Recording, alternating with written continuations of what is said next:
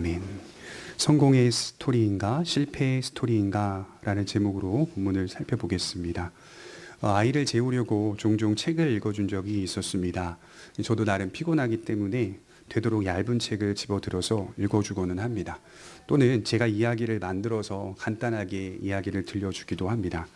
이야기의 마지막 멘트는 행복하게 살았습니다 라는 것이겠죠. 그러면 이렇게 멘트를 날리면 아이가 어릴 적에 더 해달라고 이렇게 조르곤 합니다. 그러면 조금 하다가 다시 행복하게 살았습니다로 끝을 또 맺습니다. 그러면 또 아이가 더 해달라고 이렇게 조릅니다. 그러면 또 다른 에피소드를 만들어서 또 이야기를 이제 끌어가는 것이죠. 여기서 제가 만들어내는 에피소드는 만나게 되는 여러 문제들을 말하는 것이겠죠. 갈등이 있어야 스토리가 전개가 계속되는 거 아니겠습니까? 그래서 저는 그런 생각을 해봤어요. 인간의 삶은 한 번 문제가 해결이 되면 다시는 문제가 생기지 않는 그런 동화적인 삶이 아니라고 말씀을 드리고 싶어요. 동화책은 언제나 해피엔딩을 강조합니다. 하지만 우리가 살아내는 인간 삶의 조건은 문제들의 연속이고 이 동일한 문제들은 매 세대마다 새롭게 해결해 가야 할 책임이 있는 것이겠죠. 한번 문제를 해결하면 완전해지는 게 아니라 시간이 지나면 다시 또 동일한 문제 앞에 인간이 놓이게 되고 그 문제를 다음 세대들이 해결해 가야 한다는 것입니다. 오늘 동일한 관점으로 느헤미야서의 마지막 장면을 보셨으면 좋겠어요. 지난주 참으로 귀한 다짐과 결단들을 했습니다. 지금은 성전을 완공했고 성벽을 재건했으며 예루살렘 성 안에는 거룩한 백성들이 채워져 있는 상태입니다. 하지만 오늘 마지막 장면은 긍정적인 모습이 아니라 누가 보아도 자세히 읽어보면 낙담할 수밖에 없는 장면으로 끝을 맺고 있더라는 것이겠죠. 이스라엘 공동체는 결코 동화적 공동체가 아니라는 말씀을 드리는 겁니다. 종교개혁자들이 외친 개혁된 교회는 항상 개혁되어야 한다라고 하는 말의 의미는 인간은 항상 개혁해가는 존재로 서야만 부패하지 않을 수 있다는 뜻입니다. 항상 하나님을 사랑하는 그 중심으로 서야만 부패하지 않을 수 있고 동시에 인간의 개혁은 완성되는 게 아니다라고 하는 의미를 갖고 있습니다. 그러면 오늘 이야기를 볼 때 우리는 어떻게 평가할 수 있을까요? 여러분, 느헤미야서의 이야기를 성공한 이야기로 봐야 할까요? 아니면 느헤미야서가 실패한 이야기로 봐야 할까요? 이것은 성공과 실패로 나눌 수 없고 인간에게 있는 참된 소망은 여전히 어디에 남아있냐면 미래에 남아있다는 것을 가리키고 있는 책이 느헤미야서입니다. 여전히 인간은 오늘 이 자리에서 고군분투하면서 우리에게 처해진 문제들을 믿음으로 극복해가는 그런 시간들을 살아내고 있다는 것이죠. 그래서 우리는 이상적인 공동체 하면 주로 완벽한 공동체를 생각합니다만 이상적 공동체는 완벽한 공동체가 아니라 미래의 소망을 향하여 항상 변화되어 가는 공동체가 이상적인 공동체입니다. 죄의 영향을 계속 받으며 흔들릴 때도 있지만 계속 미래의 소망을 향해 전진하는 공동체가 거룩한 공동체라고 성경은 말씀을 하고 있더라는 것입니다. 지난 시간 유다 공동체는 말씀을 들을 때 철저하게 서는 장면을 보았죠. 율법이 낭독될 때 어떤 일이 있었죠. 대표적으로는 암몬과 모압 민족들, 그 섞인 무리들을 철저히 분리하여서 추방했다라고 말씀을 드렸죠. 그만큼 철저하게 거룩한 공동체로 만들겠다는 다짐이 있었던 겁니다. 하지만 그들의 이런 모습은 얼마 가지 못하고 있습니다. 우리 문제의 발단을 한번 보면 6절에 보시면 이렇게 시작되고 있어요. 13장 6절에 그때에는 내가 예루살렘에 있지 아니하였느니라. 느헤미야라고 하는 유대의 총독이 잠시 자리를 비운 사이에 약 12년 정도의 그 시간 동안 유다에서 총독으로서 느헤미야가 그 일들을 감당하는데 아마도 바사제국으로 잠시 돌아간 이유가 느헤미야가 재임명을 받기 위해서 돌아갔다라고 말하는 학자들이 대부분입니다. 느헤미야가 자리를 비우자 이전에 임봉까지 하면서 지키겠다고 한 언약 규정을 모두 어기는 일들이 발생되게 됩니다. 어쩜 이렇게 감쪽같이 없던 일로 할 수 있을까?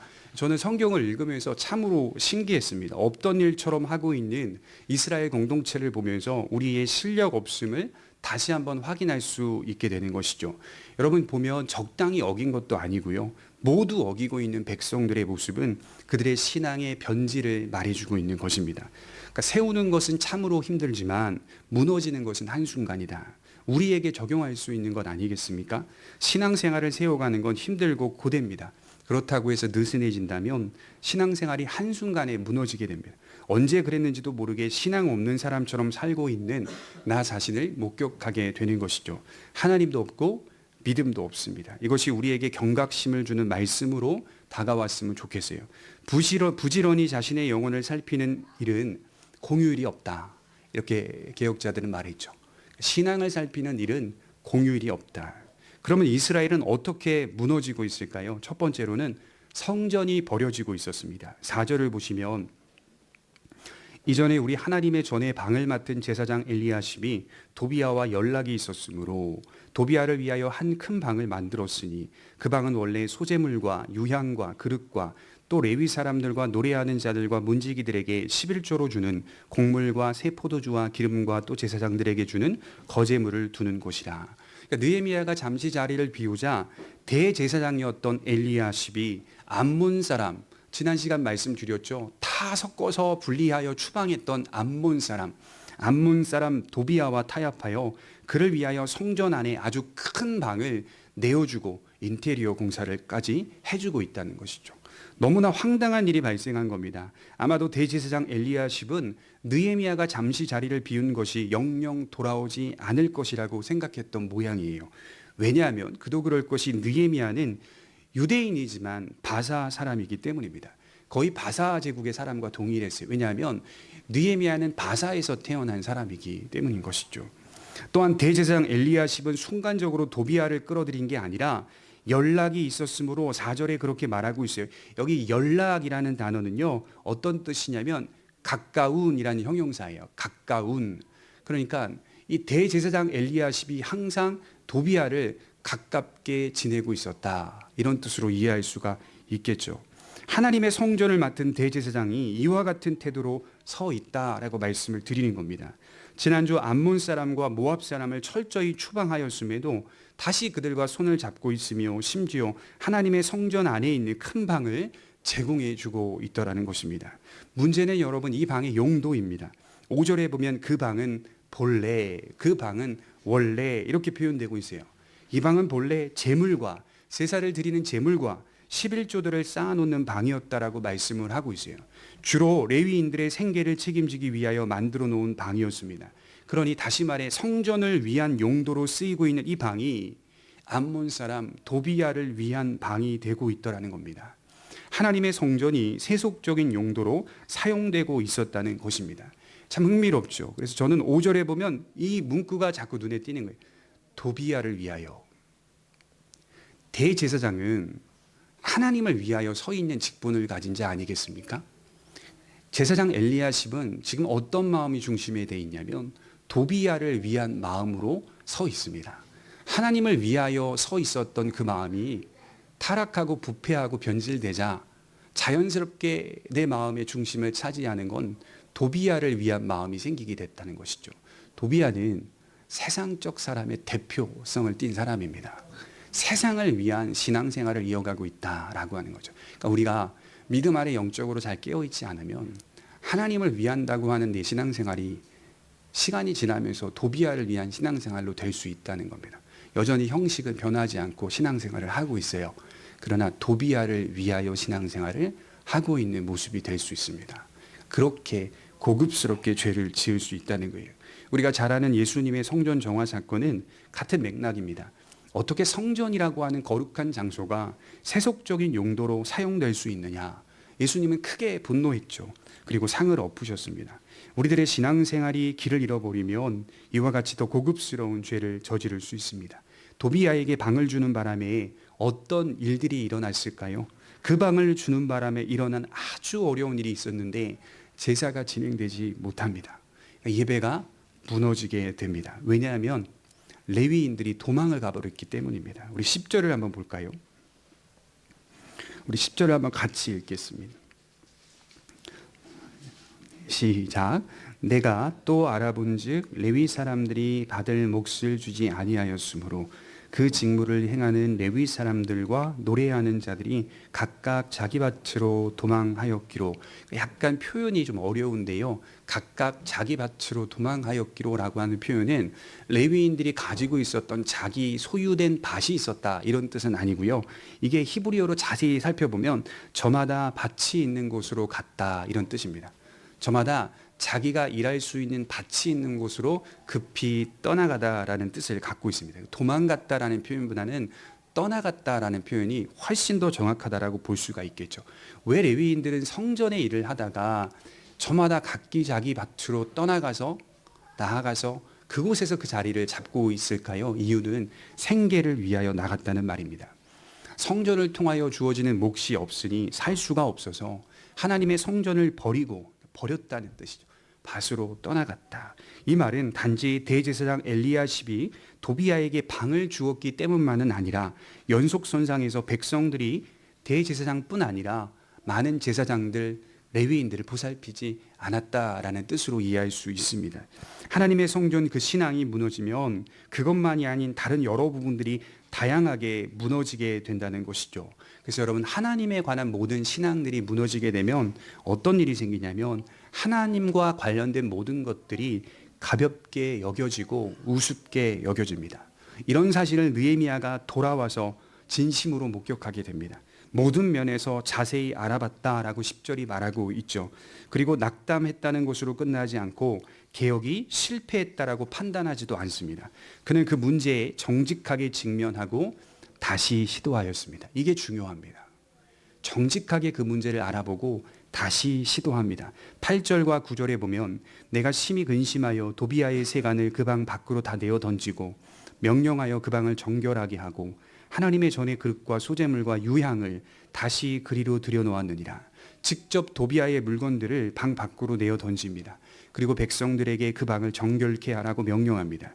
여기서 말하는 명령은 하나님의 전을 본래대로 회복하라.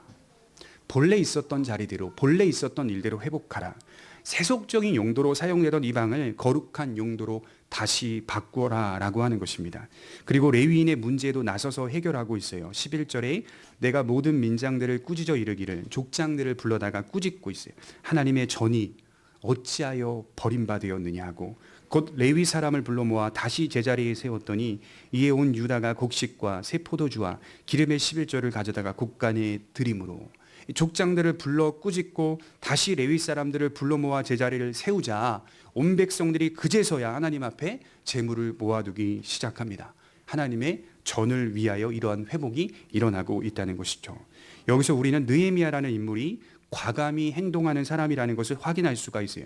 여러분, 그는 결정적인 순간을 알았고요. 그리고 결정적인 순간만 아는 사람이 아니라 과감하게 행동할 줄 아는 지도자였어요. 그래서 우리도 역시 다시 시작하는 자세, 실패했다면 다시 시작하면 됩니다. 낙담할 수 있어요. 그리고 근심할 수도 있습니다. 그러나 우리는 다시 시작하면 돼요. 신앙생활이 결코 실패하지 않는 이유는 다시 시작할 수 있는 길이 항상 열려 있기 때문입니다. 그럼 언제 다시 시작하는가? 지금 다시 시작하면 됩니다. 이 순간부터 다시 시작하면 돼요. 다시 시작한다는 말이 조금 막연합니다만 느헤미야가 과감하게 행동했던 모습을 떠올려 볼 때 행동의 수정이 필요하고 중요하다는 것이죠. 다시 시작 속에는 나의 잘못된 행동의 수정이 반드시 필요한 거예요. 내 행동의 수정 없이는 다시 시작하는 것이 아니라는 뜻을 담아내고 있습니다. 때로는 과감한 행동의 수정이 필요합니다. 패턴이라는 게 있는데요. 이게 살아보니까 너무 무섭더라고요. 패턴이. 습관이라는 것이 있는데요. 이게 살아보니까요. 이 습관을 바꾸는 것이요. 너무 어렵습니다. 게으른 습관? 아니란 습관? 이건 패턴으로 내 인생에 자리를 잡고 있다는 거 아십니까? 이거 바꾸기가 상당히 어렵습니다. 무섭습니다. 잘못된 패턴과 습관을 바꾸어 보려는 시도, 일주일 전체가 다 그럴 수 없다면 단 하루라도 그렇게라도 바꾸려는 시도가 내 영혼을 위하여 유익한 것이라며 성령의 도움을 구하며 바꾸어가는 것이 지혜로운 사람의 모습이라고 말씀을 드리는 겁니다.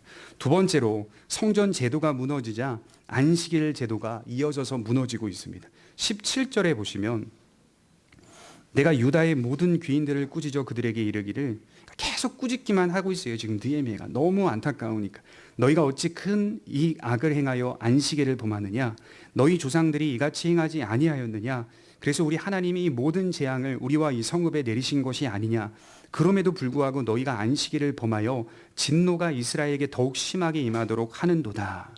여러분, 성전만큼이나 중요한 게 뭘까요? 안식일입니다. 어떻게 보면 성전도 참 중요해요. 그래서 성전 신학이라고 표현을 하는데요. 이 성전이라고 하는 장소, 종교의 어떤 국한된 장소, 제사를 드리는 장소, 이런 것들은 사실은 이방 종교에도 존재하고 있는 것이거든요. 공통점으로 보자면. 그러나 이 안식일 제도 같은 경우에는 유대인들의 신앙의 정체성을 나타내주고 있는, 어떻게 보면 가장 중요한 제도입니다. 안식일 제도. 성전이 버려지자 안식일 제도가 같이 무너지고 있어요. 안식일은 이스라엘의 신앙을 지탱해주는 아주 중요한 기둥이었어요. 그래서 안식일을 기억하여 거룩히 지키라는 10계명의 네 번째 계명을 우리가 아주 중요한 원칙으로 이해하고 있습니다. 보시면 아시겠지만 참으로 다양한 사람들이 다양한 방식으로 안식일을 어기고 있습니다. 여기서 느헤미야는 각 사례별로 조치를 취하고 있어요. 그래서 15절부터 나오는 내용들은 각 사례별로 느헤미야가 막 조치를 취하고 있어요. 그리고 마지막 조치가 21절에 보면 안식일 전날 저녁에 성문을 닫아버리고 안식일 다음날 성문을 열었다라고 기록을 하고 있습니다. 그리고 나서 레위 사람들의 몸을 정결케 하고 그들로 와서 성문을 지키라고 명령을 하고 있습니다. 여러분, 레위 사람들은 참 흥미롭죠. 본래는 성전 안에서 일하는 사람들입니다. 성전 문지기가 아니라고요. 성문지기로 레위 사람들이 지금 일하고 있습니다. 성문지기로.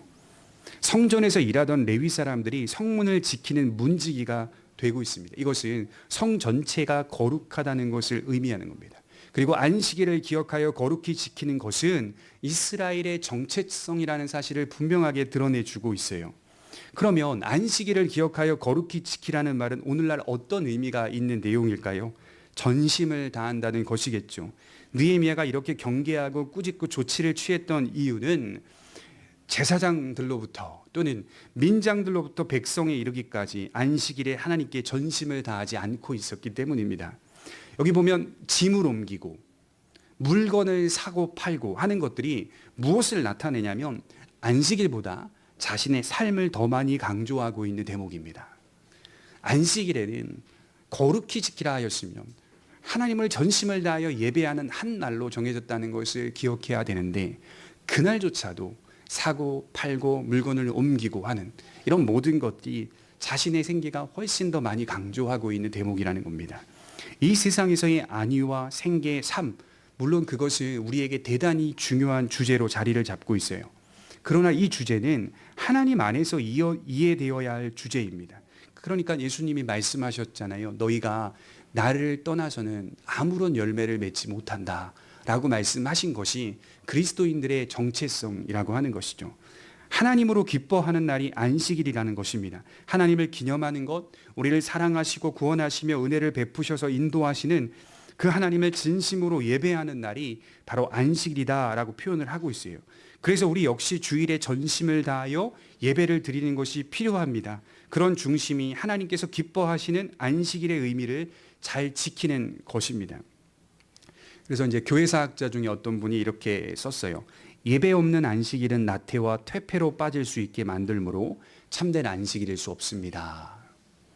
안식일은 그냥 쉰다는 게 아니라 예배가 있는 안식일이 되어야 한다. 예배가 없는 안식일은 우리로 하여금 나태와 퇴폐로 빠질 수 있게 만든다.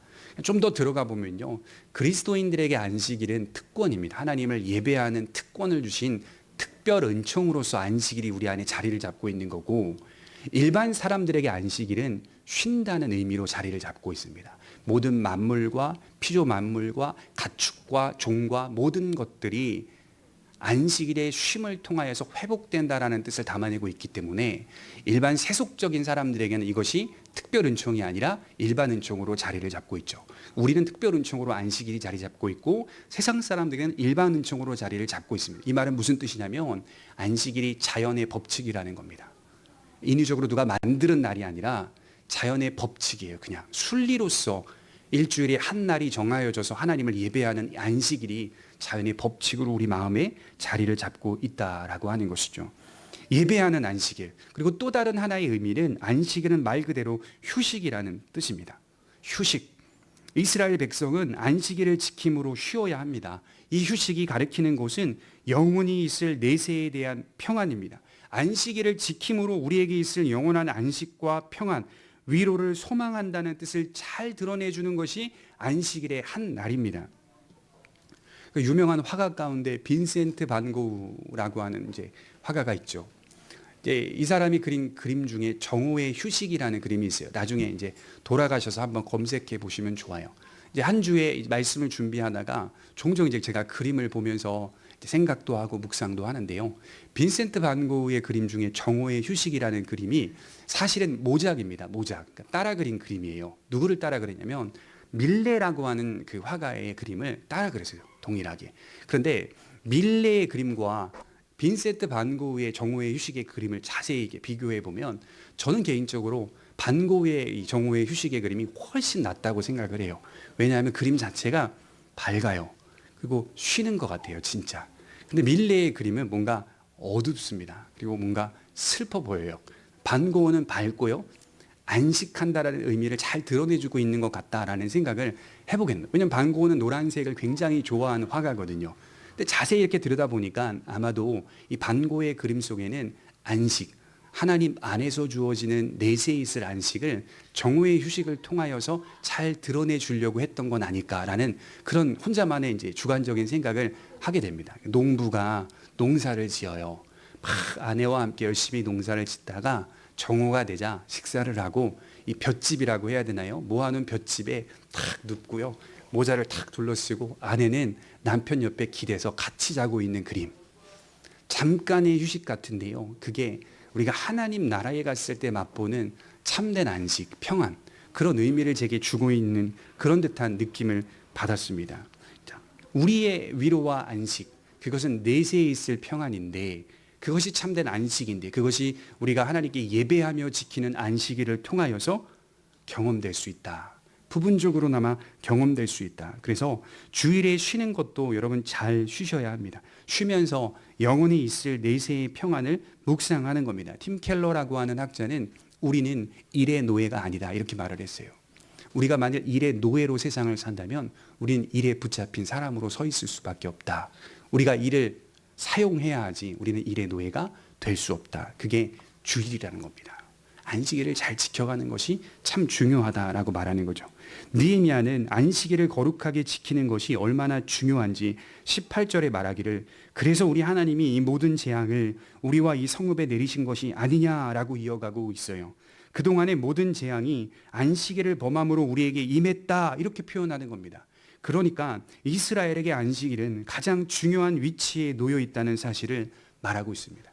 그러므로 우리도 역시 안식일의 성취인 주일을 거룩히 지키는 것은 동일합니다. 제가 누차 강조드렸죠. 그리스도인들의 안식일을 지키는 건 구약시대 이스라엘 백성들이 율법을 지키는 계명의 차원으로 지키는 건 아닙니다. 그래서 율법의 관점으로 안식일을 지키고 주일을 지키는 그런 의미는 아닙니다. 우린 지금 그리스도 안에서 주어지는 은혜가 있기 때문에 은혜의 시대 속에 살아가고 있기 때문에 그 은혜 안에서 자유롭게 주일을 지키는 거죠. 문제는 뭐냐면 정신과 원리는 구약시대나 신약의 성도들이나 동일하게 받아들여야 된다는 거죠. 철저히 지킨다라고 하는 전심으로 하나님을 예배한다라고 하는 이 정신과 원리는 동일한 겁니다. 그리스도인들에게 무엇보다 먼저 함께 모여 예배를 드리는 주일이 무너지지 않도록 힘쓰셨으면 좋겠습니다. 그래서 주일이 무너지면 아까 제가 말씀드렸듯이 나태와 퇴폐로 빠질 가능성이 99%가 아니라 100%입니다. 성도들이 주일이 무너지면 나태와 퇴폐로 빠질 수 있다. 마지막 세 번째로는 혼인제도가 무너지고 있어요. 23절에 보시면 우리 23절과 24절 같이 한번 읽겠습니다. 시작. 그때에 내가 또 본즉 유다 사람이 아스돗과 암몬과 모압 여인을 맞아 아내로 삼았는데 그들의 자녀가 아스돗 방언을 절반쯤은 하여도 유다 방언은 못하니 그 하는 말이 각 족속의 방언이므로. 그러니까 지난번 모임 때에도 이방 남자와 이방 여자와 통혼하지 않겠다고 결단했던 그 주제, 이게 에스라서와 느헤미야서의 갈등을 조장하고 유발하는 사실은 처음부터 있었던 그 갈등의 주제, 이방 사람들과의 통혼하는 이 주제가 마지막 장면까지에서도 고개를 또 쳐들고 있는 거. 이게 제가 서론에 말씀을 드렸다시피 인간의 완고한 심성이 얼마나 연약하다는 것을 잘 드러내 주는 거예요. 매 세대마다 개혁되어야 할 문제는 동일한 위치에서 계속 고개를 쳐들고 우리에게 딱 일어납니다. 하지 말라고 했던 이방 여인들과의 통혼, 이런 문제가 다시 한번 마지막 장면까지 또다시 고개를 쳐들고 있다는 것을 볼 때 얼마나 인간의 연약함을 볼 수 있는 장면 아닙니까? 그러나 두고두고 그들이 계속 이 문제로 하여금 어려움을 겪고 있습니다. 심각한 것은 유다 남자가 이방 여인들을 아내로 삼았는데 거기서 태어난 자녀들이 아스돗 말도 할 줄 알아요. 암몬 말도 할 줄 알아요. 모압 말도 할 줄 알아요. 그러나 유다 방언은 못하더라. 이렇게 기록을 하고 있어요. 방언이라는 단어가요, 랭귀지입니다. 더 랭귀지 이렇게 되어 있는데요, 언어를 못 쓴다는 뜻입니다. 자기가 이스라엘 사람인데 이스라엘의 히브리어를 사용을 못하는 거예요. 자녀들이 무슨 말을 사용하냐면 모압 말을 사용을 해요. 암몬 말을 사용해요. 아스돗 말을 사용해요. 이건 상당히 어려운 일입니다. 예를 들어서 저희가 아이를 낳았는데 아이가 태어나자마자 아이에게 한글을 가르치지 않고 시작부터 영어를 가르치는 거예요. 부모가 어릴 적부터 혀가 잘 꼬여지는 상태이기 때문에 영어를 배워야 돼. 어릴 때 영어가 습관이 되어야 돼. 영어만 맨날 가르치는데 나중에 아이가 자라는데 영어는 할 줄 아는데 한글을 몰라요. 우리나라에 살고 있는 아이인데도 불구하고 그런 경우가 실제 있습니다. 지금 우리나라 안에. 제가 말씀드리고 싶은 건 단지 언어의 문제가 아니라요, 당시의 이스라엘 공동체 가운데 히브리어를 모른다는 것은 신앙과 무관하다는 뜻을 담아내고 있어요. 신앙의 정체성이 언어로 나타내기 때문에요, 히브리어를 모른다는 건 상당히 심각한 문제가 아닐 수가 없습니다. 느헤미야가 볼 때 언어라고 하는 것은 정체성을 말해주는 거예요.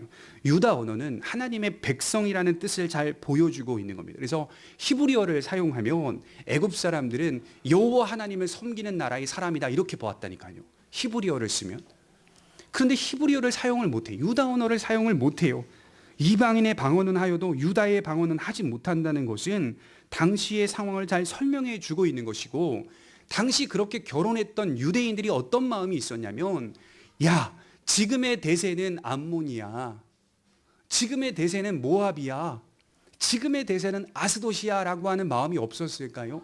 우리나라보다 훨씬 잘 사는 저 나라의 말이 지금의 대세야 라고 생각했을 수도 있습니다. 그러니 다양한 타락과 변질이 이스라엘 공동체 안에 들어오게 되는 것입니다. 심각하게 생각한 느헤미야는 13장 25절에 극단적인 행동을 취하고 있어요. 그것은 성직자로서가 아닌 유다의 총독으로서 체벌을 가하는 중징계를 내리고 있는 겁니다. 느헤미야가 느헤미야서를 통하여 여러분 읽어보셨듯이 한 번도 이러한 행동을 취한 적이 없어요. 기다려주고 진지하게 참아주고 양보해주고 본인이 헌신하고 본인이 받을 몫을 받지 아니하고 12년 동안 한 번도 받지 아니하고. 왜냐하면 느헤미야 자체는 자기가 생계를 꾸릴 수 있었거든요. 그런 사람이 마지막 장면에는 이렇게 엄하게 극단적인 행동을 취합니다. 때리고 그들의 머리털을 뽑고 책망하고 저주하였다라고 기록을 하고 있습니다. 이것은 총독의 권한을 행사했다라고 말씀을 하는 겁니다. 심지어 28절에 보면 대제사장 엘리야십의 손자 요야다의 아들을 추방합니다. 제사장의 손자의 아들을 추방해 버려요. 왜냐하면 호론 사람 산발랏과 사위가 되었기 때문입니다. 참으로 웃기죠. 도비야와 산발랏은 처음부터 끝까지 등장이 계속 있는 거예요. 계속 이 사람은 대표적으로. 이 범과자들 이렇게 치리하고 있는 겁니다. 이렇게 강력하게 반응했던 이유가 무엇일까요? 우리 26절을 보시면 이렇게 실예를 들어 설명하고 있어요. 13장 26절에 또 이르기를 옛적에 이스라엘 왕 솔로몬이 이 일로 범죄하지 아니하였느냐. 그는 많은 나라 중에 비길 왕이 없이 하나님의 사랑을 입은 자라. 하나님이 그를 왕으로 삼아 온 이스라엘을 다스리게 하셨으나 이방 여인이 그를 범죄하게 하였나니. 처음에 칭찬하고 있죠. 솔로몬이 어떤 왕이라고 합니까? 비길 왕이 없다.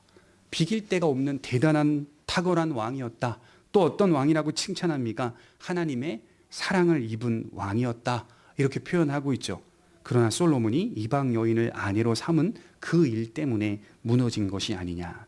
이방 여인들을 그렇게 사랑하다가 나라가 이 모양 이 꼴이 난 것이 아니냐, 솔로몬의 예를 들어 설명하고 있습니다. 한순간에 무너진 걸 보라. 이방 여인들을 사랑했고 그것은 여자를 사랑한 것으로 끝난 게 아니라 여인이 가지고 들어온 다른 신들을 숭배했다는 뜻입니다.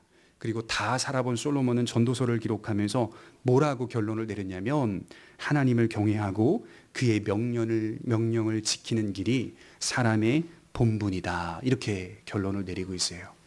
다 살아보니 하나님을 경외하고 그의 명령을 지키는 길이 사람의 본분이다. 이게 정도의 길을 걸어가라. 이렇게 돌아온 느헤미야는 실패한 그 자리에 머물기보다는 다시 시작하고 개혁해 나갑니다. 그래서 오늘 말씀을 준비하면서 가장 인상 깊었던 장면이 뭐냐면 14절에 나를 기억하옵소서, 22절에 나를 기억하시옵고 31절에 나를 기억하사, 나를 기억해 달라고 하는 세 번의 강조점이 저한테 들어왔습니다. 기억해 달라는 말은 어떤 의미일까요? 하나님, 나 이 정도면 잘했죠? 나 이 정도면 잘하잖아요. 그런 의미가 아니라요, 개인적인 연약함을 느끼는 고백입니다. 하나님, 최선을 다했지만 지속적으로 넘어지는 공동체의 모습 앞에 불쌍히 여겨주십시오. 우리를 좀 기억해 주십시오 라고 하는 국률 어린 간구입니다. 조금만 깊이 생각해 보면 마지막 13장은 우리에게 있어서 진정한 개혁은, 우리가 다시 세워지는 재건은, 이것은 하나님의 사역이라는 말을 해주고 있는 거예요. 인간의 사역 같지만 사실 온전히 재건된다는 것은, 온전히 개혁된다는 것은 하나님께서만 할 수 있는 사역이다라고 하는 것을 느헤미야서 마지막 장면에 우리에게 보여주고 있습니다. 진정한 재건은 하나님의 사역입니다. 인간을 온전히 돌이키고 인간을 온전히 세우는 것은 인간의 노력도 책임도 수고도 있지만 그것은 사실 연약함 속에 묻어있는 수고입니다. 연약함 속에 묻어있는 고생입니다. 그래서 여러분, 누군가를 바꾼다는 건요, 누군가를 개혁하여 회복시킨다는 것은요, 참 답답한 노릇입니다. 그렇죠? 여러분, 말을 안 듣는 사람을 말 잘 듣게 하기 위해 여러분들께서 노력해 보십시오. 그러면 당장에 어떤 마음이 생기냐면, 내가 어떤 정해진 때가 있어요. 이 정도면 이 정도까지 변화가 돼야 된다고 생각하는 조바심이 내 안에 갑자기 자리를 잡게 되어서 나도 모르는 사이에 죄성이 드러나서요, 분노하게 되고 미워하게 되고 기다려주지를 못합니다. 그러니 누군가를 위하여 고생한 수고가요, 나중에 시간이 지나고 나면 분노로 끝을 맺습니다. 미움으로 끝을 맺습니다. 그러면 우리의 고생과 수고도 연약함으로 가득 차 있다는 뜻밖에는 되지 않습니다. 그러니 우리가 고생하고 수고하되 하나님께서 온전히 세워가신다, 그것은 하나님만의 사역이다라고 하는 사실을 기억해 보셔야 돼요. 오직 이런 우리를 기억하시는 하나님의 손길만이 우리의 영혼에 세운 하나님의 집을 온전히 세울 수 있다는 것을 간구하는 표현입니다. 우리를 기억해 주시는 하나님, 그 앞에 산다는 것은 결국 우리의 연약함을 품으시고 용서하시며 친히 세우실 것을 약속하시는 하나님의 사랑을 의미하는 내용입니다. 그리고 그 사랑의 진정한 회복과 마지막 성취가 예수 그리스도 안에서 나타나게 된다는 것이죠. 그래서 느헤미야서의 13장의 이 결말은요, 예수 그리스도를 향하고 있는 거예요. 그리스도를 향하고 있어요. 마지막까지도 이 연약함과 부서짐과 넘어짐의 모습을 그려내면서 장차 예수께서 오셔서 이 모든 것들을 회복하실 것이다. 율법을 딱 들이대어서 너희들이 회복될 존재는 아니다, 이 얘기를 하는 거예요. 율법을 들이대어서 온전히 개혁될 존재는 아니다라고 하는 것을 말해주고 있어요. 우리는 율법의 요구 앞에 철저히 실패했지만 예수님의 삶과 죽음은 율법의 요구를 철저히 담당했다는 사실로 우리의 신앙을 이끌어가고 있습니다. 그리하여 우리가 기댈 것은 오직 예수 그리스도 안에 있는 복음이고 복음적 삶이라는 사실로 나아가야 진정한 회복이 있을 줄 믿습니다. 기도하겠습니다.